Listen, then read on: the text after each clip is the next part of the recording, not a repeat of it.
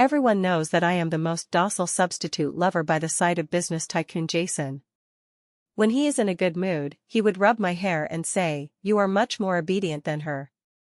When in a bad mood, he would pinch my chin and warn, "Don't delusionally think of replacing her." I always smile quietly, managing everything for him, including preparing to welcome the return of his white moonlight. Until that day, his white moonlight pointed at me and said, "Jason, she looks so much like the girl who saved you 10 years ago." Jason suddenly looked at me, his eyes surging with stormy waves. And I methodically burned the last piece of evidence about the past, turned around and left. "Mr. Jason, you have mistaken your white moonlight." The light from the crystal chandelier flows over the black walnut long table, reflecting the exquisite dishes in the bone china plates. The restaurant is very quiet, with only the faint sound of silver cutlery occasionally touching the plate edges. Autumn sits to Jason's right, lowering her eyes submissively to serve him food, her movements skilled and quiet, like a lady portrait embedded in an ornate frame. Jason seems to be in a decent mood, wiping his mouth with a napkin, his gaze falling on Autumn with a habitual satisfaction akin to appraising an object. He reaches out, rubbing her soft hair top, his tone a condescending gentleness. "You are still the obedient one, she has a fiery temper and never accommodates like this." This she, needless to say, is the soon-to-return Vivian, the white moonlight at the tip of his heart. Autumn lifts her eyes, her lips curving into a perfectly measured arc, submissively accepting this comparison. She says nothing, just gently pushing the deboned fish meat in front of him. This obedience undoubtedly pleases him. But Jason's emotions are always like summer thunderstorms, clear skies one second, overcast the next. Just like now, he suddenly thinks of something, his eyes darkening abruptly, his fingers sliding down to lift Autumn's chin with some force, forcing her to look directly into his deep eyes. "Remember your status, Autumn." His voice cools down, carrying an unmistakable warning, "Stay obediently in your place, don't entertain thoughts you shouldn't, and don't delusionally think of replacing anyone." Her breath slightly hitches, yet Autumn still maintains the smile on her face, her eyes not wavering at all, just softly humming in agreement, obedient like a temperless glass doll. She has always been like this, quiet, sensible, managing everything in his life in an orderly manner, including preparing to welcome the return of the rightful owner, Vivian. Vivian's welcome-back banquet upon returning to the country is set at the Beau family's lakeside villa. Celebrities gather, with fragrant clothes and shadowed temples. Autumn wears an inconspicuous lotus-root-colored lawn dress, shuttling among the guests, ostensibly as Jason's female companion, but actually performing the duties of a housekeeper, ensuring every detail is perfect to make Vivian feel the highest courtesy. At the climax of the banquet, the radiant Vivian holds Jason's arm, accepting everyone's praise. Her gaze wanders, inadvertently falling on Autumn quietly standing in the corner shadows, like discovering something novel, with a mix of innocent yet cruel curiosity, raising her voice. "Jason, look at her." Vivian's finger points straight at Autumn, successfully drawing the attention of the entire room. "Look closely. Does she look a bit like the girl from the West City abandoned warehouse back then, the one who saved you and then disappeared? The one from 10 years ago that you always mentioned to me?" Boom, the moment the words fall, the air around Jason seems to freeze. He suddenly turns his head, his gaze shooting like sharp arrows towards Autumn, those eyes always harboring depth and controlled desire now surging with unprecedented stormy waves. Shock, doubt, scrutiny, and a nearly frantic urgency collide fiercely in his eyes. He stares fixedly at her face, as if truly seeing her outline for the first time. The surrounding guests begin to whisper. Yet Autumn, at the eye of the storm, shows no emotion on her face. No panic, no astonishment, and no touch from the mention of past secrets. She just calmly returns Jason's piercing gaze, even the habitual, submissive curve at the corner of her mouth unchanged in the slightest. Only no one knows that her fingertips hanging at her side slightly curl, icy cold. The next day, Jason does not go to the company. He orders a sealed box to be delivered, containing all the items he has collected over the years that might be related to that girl, as well as a portrait drawn based on his vague memories. The girl in the portrait has youthful brows and eyes, and upon close inspection, she truly resembles Autumn by 5 or 6 points. He sits in the spacious sofa of the study, flipping through those aged relics one by one, trying to find more overlapping traces on Autumn. He asks about her past experiences, whether she has been to the West City, and if she remembers that humid and stuffy summer. When Autumn walks in carrying black tea, she sees the scene. She gently places the teacup by his hand, her gaze sweeping over those evidences she is extremely familiar with, her expression showing no fluctuation. "I don't remember." Her voice is soft, like a breeze skimming the lake surface. "Jason, I grew up in an orphanage, many things from childhood, I can't remember clearly." Her answer is impeccable, her attitude as deferential as ever, yet it makes Jason feel an unprecedented irritation. He waves his hand, telling her to leave. The study door gently closes behind her. The submissive expression on Autumn's face melts and peels away like wax meeting heat, finally leaving only a nearly cold calm. She walks to her small bedroom at the end of the corridor, retrieving an aged iron box from the bottom of the wardrobe. Opening the box, there are only a few items inside: an old photo with yellowed edges, showing a brightly smiling girl and a kindly-faced old woman, a simple silver tail ring, and a few letters with childish handwriting. Holding the iron box, she enters the rarely used lounge connected to the bedroom. The fireplace is cold and clean. She squats down, taking out the items from the iron box one by one and placing them in the empty hearth of the fireplace. Then, she pulls out a small, exquisite metal lighter. With a click, a ghostly blue flame leaps up. She picks up the photo, and the flames instantly lick the girl's smiling face, devouring the kindly brows and eyes, quickly curling, blackening, and turning to ashes. Next are the letters, the flames greedily spreading, turning those once cherished words into dancing black butterflies. Finally, the tail ring silently flickers its last glimmer in the firelight. Throughout the process, she does it methodically, her eyes showing no ripples, as if merely disposing of a pile of insignificant garbage. All the past about Autumn is thoroughly erased in this moment. As she stands up, patting the non-existent dust on her skirt hem, from the direction of the master bedroom comes Jason's call, suppressing anger and some urgent emotion. "Autumn. Come here." He seems to have finally drawn a conclusion from those fragmented clues and increasingly clear suspicions that he cannot accept, eager to seek confirmation from her. Autumn walks to the window. Downstairs, an inconspicuous black sedan silently slides to the back door and stops. She withdraws her gaze, turns around, ignoring the increasingly urgent calls behind her, heading straight to the stairs opposite the master bedroom. Her back is straight, her steps steady, never looking back again. Passing the living room trash bin, she casually throws in the cheap brooch that Jason had casually given her on his last business trip, which she had kept in her pocket. The metal brooch falls to the bottom of the empty bin, making a crisp ding sound. Outside the door, the setting sun is just right, stretching her slender figure very long. The calls inside the house futilely echo in the spacious and luxurious villa. Jason's calls echo in the empty villa, starting as commands, gradually tinged with imperceptible panic and urgency. "Autumn. Autumn, come here. Autumn." Responding to him is only dead silence. He finally cannot hold back, rushing out of the study abruptly, his steps carrying in unnoticed haste, pushing open rooms one by one to check. Bedroom, guest room, audiovisual room. Nowhere is that figure always quietly staying in a corner. His heart feels suddenly gripped by an invisible hand, an unprecedented sense of panic seizing him. He rushes to the stairwell, shouting sternly downstairs, "Denise! Where is Autumn?" Denise, the servant tending flowers in the garden, hears and trots in, startled by the rare ferocity on his face, stammering, "Sir."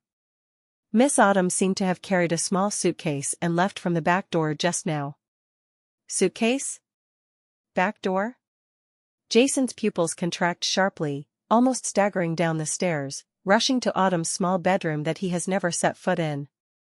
The room is excessively tidy, the bed flat, the wardrobe door ajar with half empty inside. On the dressing table, the jewelry and ornaments he occasionally bestowed when in a good mood are all there, neatly placed, flashing cold light under the setting sun's afterglow from the window, as if silently mocking him.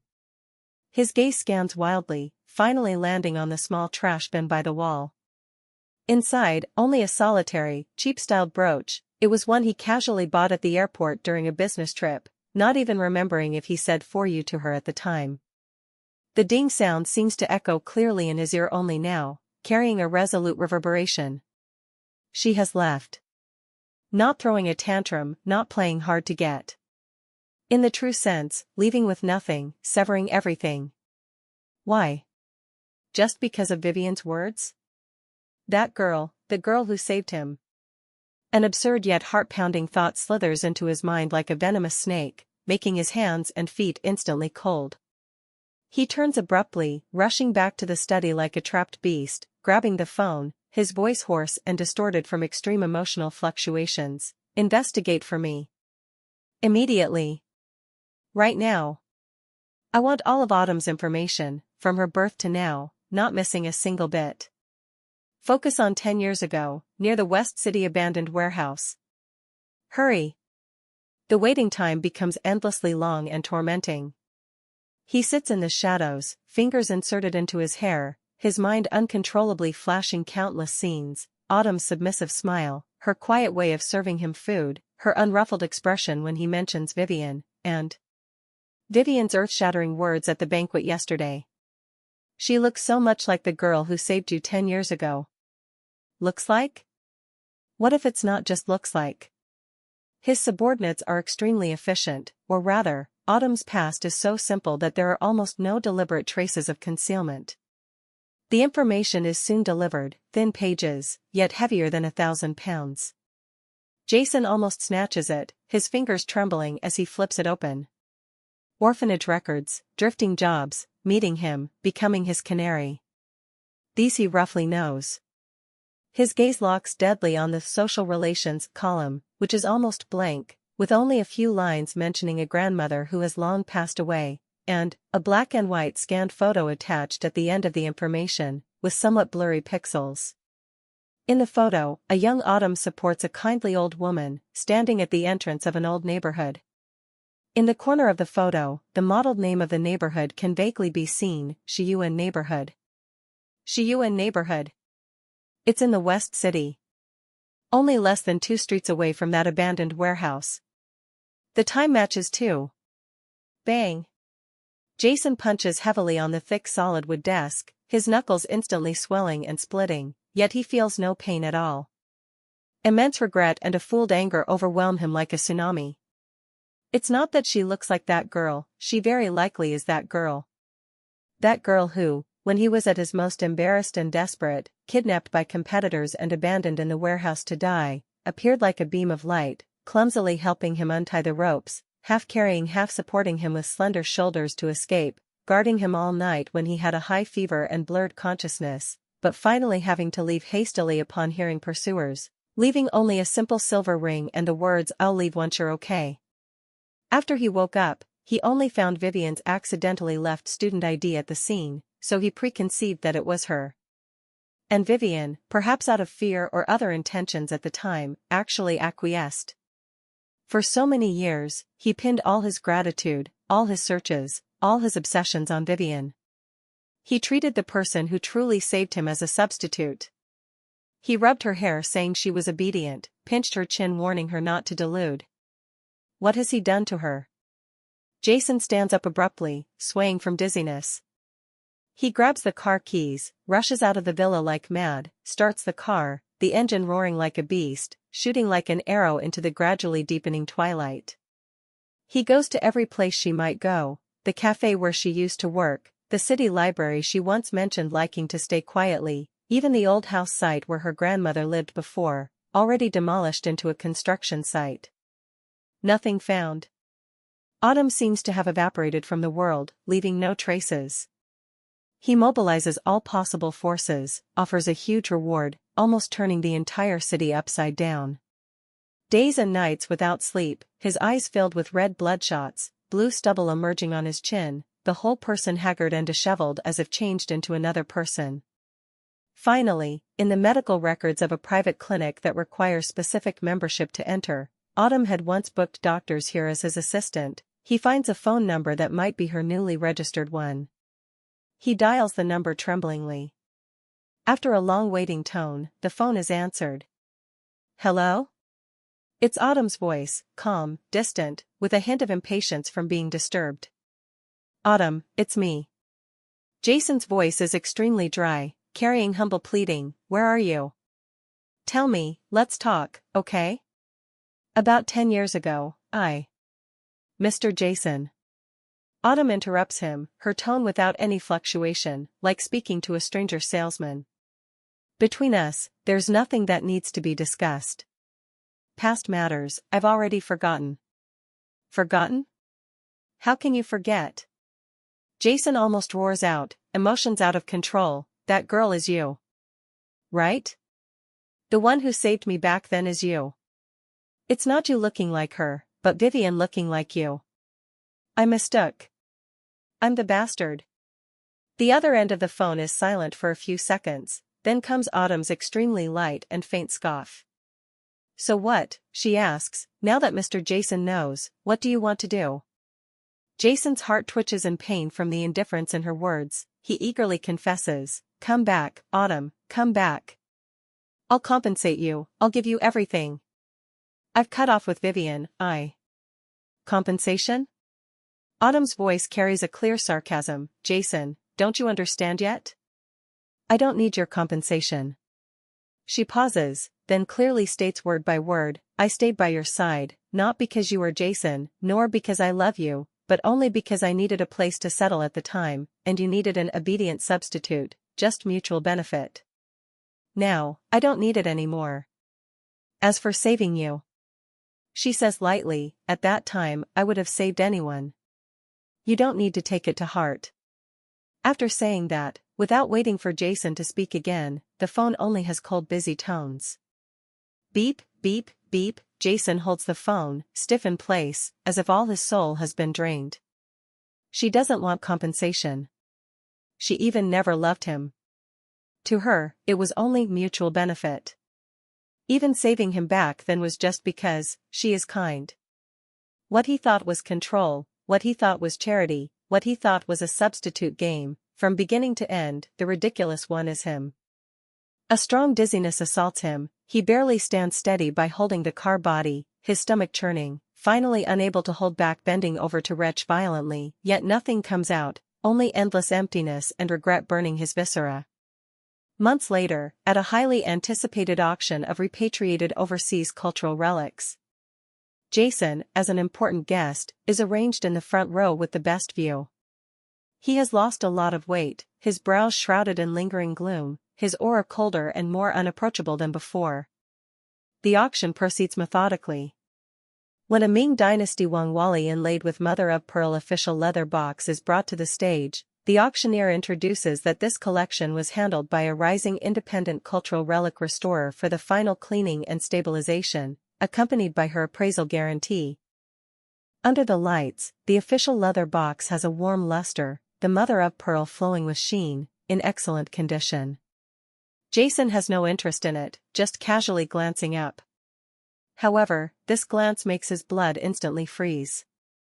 On the large screen beside the auctioneer, the restorer's introduction and side-profile work photo are clearly displayed. The woman in the photo wears simple white work clothes, her side face focused and serene, holding tiny tools, carefully handling the relic details. That's Autumn. She has cut her long hair short, neatly tucked behind her ears, revealing a smooth forehead and elegant necklines. The deliberately cultivated submissive deference between her brows is gone, replaced by a confidence, independence, and serene strength emanating from within. She doesn't even look at the lens, but that focus and professionalism make her whole person glow. Jason stares fixedly at the screen, his heart pounding wildly, breath halted, the sounds of the entire world seeming to disappear, leaving only that photo and the buzzing roar in his ears. She left. Then, in places he doesn't know, living so brilliantly. The auctioneer's voice seems to come from far away. Thank you to Ms. Autumn for her professional restoration work, allowing this exquisite relic to be perfectly presented. Starting bid, 800,000. He can't hear the rest. He only knows that the woman he once thought was his caged bird, Palm Sparrow, has long flown to a broader sky. The auction site seems muted. In Jason's world, only the focused side face on the large screen remains. She has changed, no longer the daughter that needs to depend on him, restraining all her light in front of him. She has her own field, her own name, even, her own light. A mix of intense heartache, indescribable pride, and bone-deep panic almost tears him apart. 1,200,000. 1,500,000. 2 million, first time. The auctioneer's voice pulls him back to reality. The price of the official leather box restored by Autumn is climbing. Jason almost without thinking raises his paddle, his voice hoarse yet with undeniable force, 5 million. The whole room is in uproar. Though this official leather box is good, the market estimate is around 1,500,000. 5 million is simply crazy. Jason doesn't care. As long as it's something related to her, even just a piece of paper she touched, he is willing to pay any price. The auctioneer stunts for a moment, then excitedly drops the hammer, 5 million. Sold. Congratulations to Mr. Jason. Various inquiring and surprised gazes come from around. Jason ignores them all. He stares tightly at the screen that has started to switch, as if wanting to engrave Autumn's image into his soul. He gets that official leather box, and through the auction house, after some trouble, obtains Autumn's work contact as a collaborating restorer, a studio's public email and appointment phone. He doesn't dare to call directly, fearing to hear her hang up again. He ponders the whole night, deleting and writing and deleting, finally sending a short email almost humble, Ms. Autumn, pardon the intrusion. Fortunate to acquire the official leather box she restored at the auction, exquisite craftsmanship, breathtaking. I have another damaged Ming Dynasty rosewood screen insert, wondering if I have the honor to invite you for restoration? Price set by you. Awaiting reply. Jason. He places himself in the position of a pure client, using a professional field she might be interested in as the entry point, cautious, not daring to overstep. Every minute and second waiting for a reply is like death by 1,000 cuts. A day later, he receives a reply from an unfamiliar private email, the content equally concise. Mr. Jason, thank you for the recognition. My current schedule is full, temporarily unable to accept new commissions. Can recommend other excellent restorers for you. Best wishes. Autumn. A businesslike rejection. Jason looks at those lines, his heart like soaked in ice water, cold and painful. She doesn't even want to accept his commission. But he doesn't give up. He mobilizes all his networks, almost in a harassing way, inquiring about Autumn's current studio address, the material markets she often goes to, even a professional library she occasionally visits for research. He starts chance encounters. The first time, at the cafe downstairs from her studio. He pretends to walk in casually, seeing her talking with a man who looks like a client, expression-focused and professional. He chooses a seat not far from her, orders a cup of Longjing tea she used to brew for him. She seems to notice the gaze, looks up, the moment their eyes meet, only a brief stun, then like seeing a stranger, blandly shifting away, continuing to talk with the client. From beginning to end, no ripple. That cup of Longjing, he doesn't drink a sip, bitter to the heart. The second time, at the library. He finds out she wants to borrow a rare ancient book restoration manual, borrows the library's only copy in advance, then happens to appear in front of her with the book when she arrives. Ms. Autumn, what a coincidence. He tries to make his voice sound natural. You're interested in this book too? Autumn looks at the book in his hand, then at him, her eyes cool. Mr. Jason, this kind of professional book, do you understand it? Jason chokes. He indeed doesn't understand. Autumn smiles faintly, that smile without warmth, only distance, no need to trouble. I've already contacted for a photocopy. After saying, she turns and leaves, leaving him stiff in place with the book like a hot potato. The third time, he hears that for a restoration project, she needs a special natural plant glue, only made by an old craftsman in the suburbs. He arrives early, expends great effort, even offers a sky-high price, to buy all the stock from that quirky-tempered old craftsman. When he hands her that small jar of precious glue at the material market entrance, she finally stops. Jason's heart lifts, with a hint of humble expectation. However, Autumn just looks at the jar of glue, then lifts her eyes to him, her gaze thoroughly understanding and a hint of pity. Jason, her voice calm without waves, don't do these meaningless things anymore. She points to the expensive jar in his hand. This glue needs to be used with specific temperature and humidity, storage conditions extremely strict. If you rashly take it like this, without a professional constant temperature box, it will expire in another 2 hours. Jason's hand trembles sharply, almost dropping the jar. Autumn shakes her head lightly, like looking at a naughty child. You see, we are fundamentally people from two worlds. You are used to solving problems with money and power, but my world needs knowledge, patience, and respect. What you call pursuit, in my eyes, is just disturbance. After saying, she bypasses him, walks to a stopped taxi by the roadside, opens the door, and gets in. The car merges into traffic and disappears. Jason stands in place, sunlight shining on him, yet feeling no warmth. He looks down at the jar about to expire in his hand, recalls her pitying look just now. An unprecedented sense of powerlessness and shame sweeps over him. For the first time, he clearly realizes that what he thinks is compensation and pursuit, in her view, is so ridiculous and incompatible. He can't even help her properly. He is no longer the business tycoon who can control everything about her. In her new field where she has absolute say, he is clumsy, ignorant, like a barbarian intruding into a precision instrument room. In the following days, Jason seems changed. He no longer creates those deliberate chance encounters, but starts frantically cramming all knowledge related to cultural relic restoration.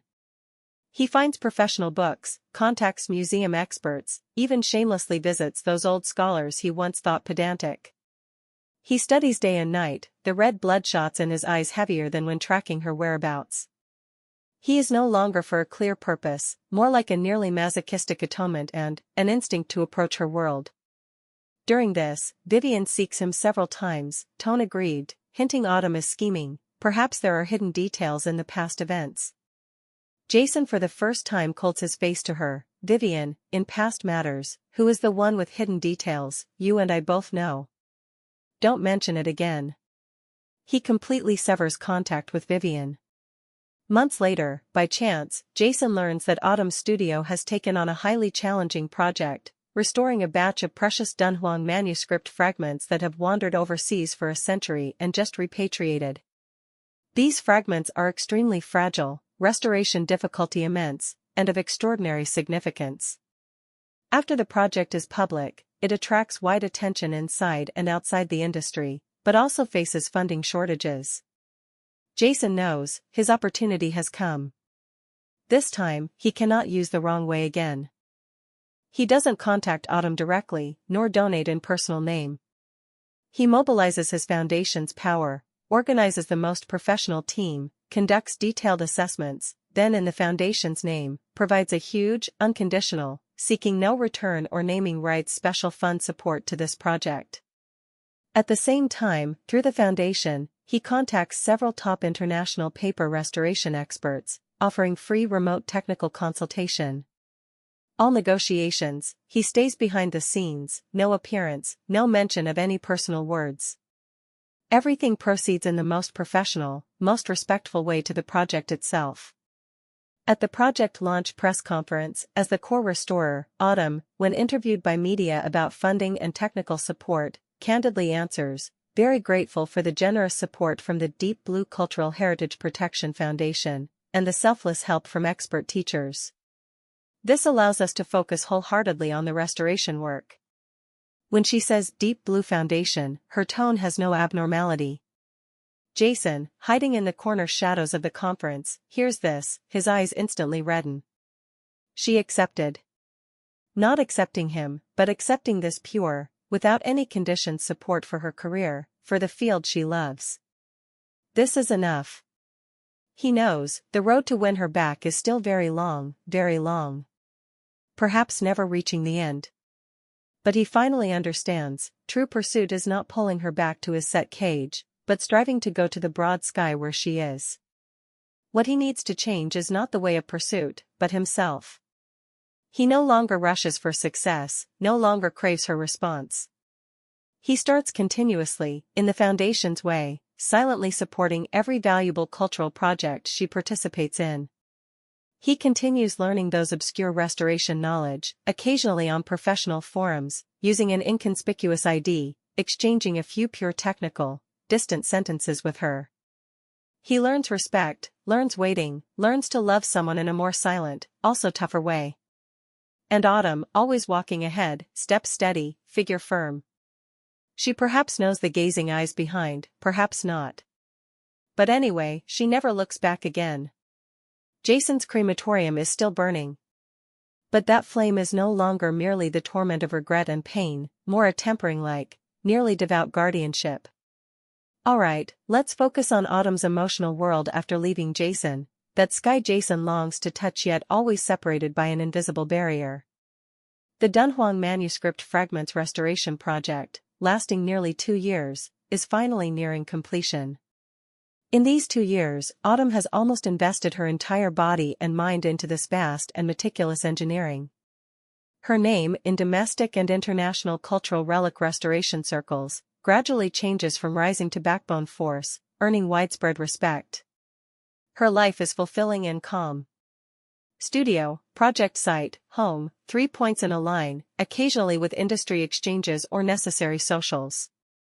Her short hair has grown some, neatly tied into a small tuft at the back, a few strands hanging by her cheeks, making her focused side face more serene and moving. Suitors are not absent. There are peers admiring her talent, trying to approach under the guise of discussing professional issues, so-called elites attracted by her cool temperament at social occasions, launching flower offensives, even sponsors through Foundation channels, circuitously wanting to know her. Of course, these people are filtered out by the Foundation side in some traceless way, Autumn never even knows. For these probes, Autumn's handling is consistently clear and decisive. For professional ones, she handles officially, boundaries clear. For personal ones, she politely refuses, leaving no ambiguity. Her heart is like a solidly repaired fortress, gates closed tight, drawbridge raised high. She is not deliberately closing herself off. Just, having experienced that relationship with Jason that nearly destroyed all her self-respect and trust, she instinctively holds great caution and distance towards intimate relationships. She enjoys this freedom and solidity of controlling her own life, fully investing in her beloved career. Love, for her, is no longer a necessity, even more like a risk to avoid. Until she meets Charles. Charles is a specially appointed paper relic restoration expert at the Capitol Museum, a few years older than Autumn, with a gentle and elegant temperament, eyes clean and clear.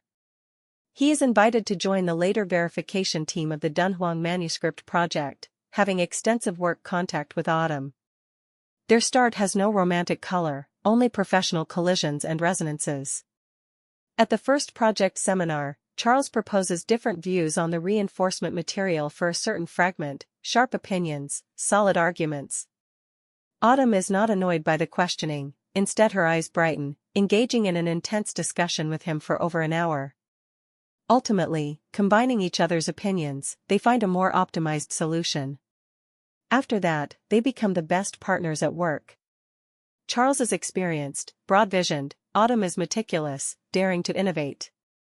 In the long and silent times in the restoration room, they often repeatedly deliberate over a tiny detail, sharing one lamp, one mat, the air filled with paste, mineral pigments, and the unique serene smell of old paper. Charles appreciates Autumn's talent and tenacity, more heartache for her occasional revealed serenity and distance mismatched with her age. He never oversteps, only silently handing a cup of just right temperature hot tea when she works late, using light humorous words to point out keys when she frowns at bottlenecks, smiling at each other when she suddenly enlightens from a problem, eyes bursting with pure joy. His approach is like spring wind turning rain, fine water long flow, based on equal professional height and spiritual level mutual attraction and respect. Autumn can clearly feel her heart defenses loosening. With Charles, she feels unprecedented relaxation and safety. She doesn't need to play any role, doesn't need to guess the other's mind, just needs to be her truest self, that Autumn who loves restoration, occasionally irritable from problems, leaping for small progresses. On the day the project completely ends, the team holds a small celebration banquet. Everyone drinks some wine, the atmosphere lively. Autumn stands on the terrace for fresh air. Charles comes over with a cup of juice, hands it to her. "Congratulations, Teacher Autumn." He smiles, eyes with fine starlight. "Same joy, Teacher Charles." Autumn also smiles, takes the juice, fingertips inadvertently touching his, slightly pausing, yet not immediately moving away. The night wind is slightly cool, carrying the distant hustle of the city. The two stand shoulder to shoulder, looking at the traffic below, momentarily silent, yet not feeling awkward at all. "Autumn," Charles suddenly speaks, voice a bit lower than usual, "the project is over, can we still often discuss problems together, have a meal together in the future? In my personal name." He doesn't say like, doesn't say love, just cautiously requests a possibility to continue their connection. Autumn holds the slightly cool cup wall, feeling that heart in her chest, long not throbbing for anyone, now powerfully beating one by one. She is silent for a moment, then turns her head, looks at his tense and expectant eyes, gently nods, "Okay." One word, light, yet like a key, gently knocking open her closed heart door. Her and Charles's romance is calm and warm. No grand confessions, no deliberately created romance. More is shoulder to shoulder researching in professional libraries, going together to antique markets on weekends to treasure hunt, strategizing for each other's projects in respective studios, sharing a bowl of instant noodles via video in tired late nights. Charles knows she has a past unwilling to mention, he never pries, just uses actions to tell her, "Your present and future, with my participation, I will cherish." Autumn slowly learns to trust again, learns to naturally show dependence and vulnerability in front of another. She discovers, true love can be without compromising, without anxiety, but two people standing in equal positions, mutually supporting, growing together. All this naturally doesn't escape Jason's eyes, always watching her in the dark like an injured lone wolf. He knows of Charles's existence. He mobilizes forces to investigate, the results despair him. Charles, clean family background, upright character, excellent professional ability, praised as a gentleman in the industry. Most importantly, the way he looks at Autumn, clean, focused, with undisguised love and cherish. Jason has seen it once with his own eyes. At an art exhibition opening, Autumn and Charles walk side by side. Autumn wears a simple oatmeal cashmere sweater, long hair loosely tied up. Charles tilts his head listening to her, corners of mouth with gentle smile, casually tucking a disobedient strand by her ear behind. Autumn doesn't dodge, instead slightly lifts her head, smiles at him, that smile relaxed and bright, a radiance Jason has never seen on her face. At that moment, Jason standing in the exhibition hall's column shadows, feels his heart rawly gouged out a piece, blood dripping, pain making him almost unable to breathe. He understands. He lost. Utterly defeated. He didn't lose to Charles, but to his past self. He personally pushed Autumn to someone who knows how to cherish her. He doesn't go forward to disturb, just silently turns and leaves. After that, he still supports Autumn's projects through the foundation, but more silently, more invisible. He even starts reflecting on his foundation operations, whether truly pure, whether invisibly still carrying a hint of wanting to bind her selfishness. He learns true letting go, not giving up loving her, but giving up possession and disturbance in the name of love, thoroughly, respectfully handing back the power of choice to her herself. A year later, Autumn and Charles get engaged. The news is not widely announced, only circulating in close friends and colleagues' circles.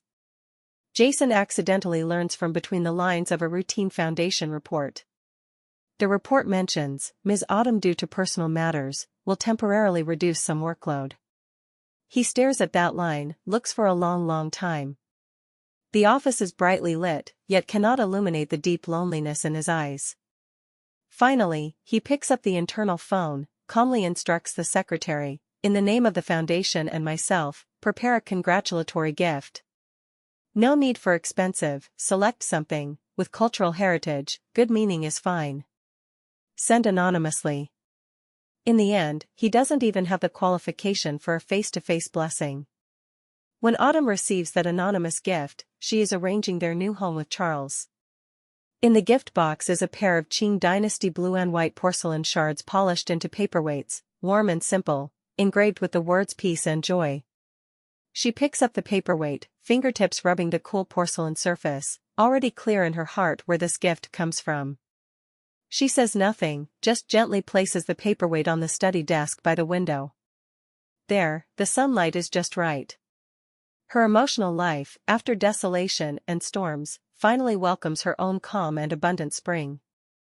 And that once burning so fiercely, almost incinerating her crematorium, ultimately turns into a faint wisp of blue smoke in the distance, no longer able to burn her. Jason to her is already a story from a previous life, a blurry background sound with no more emotional fluctuations. Her present and future are filled with peace and joy with Charles.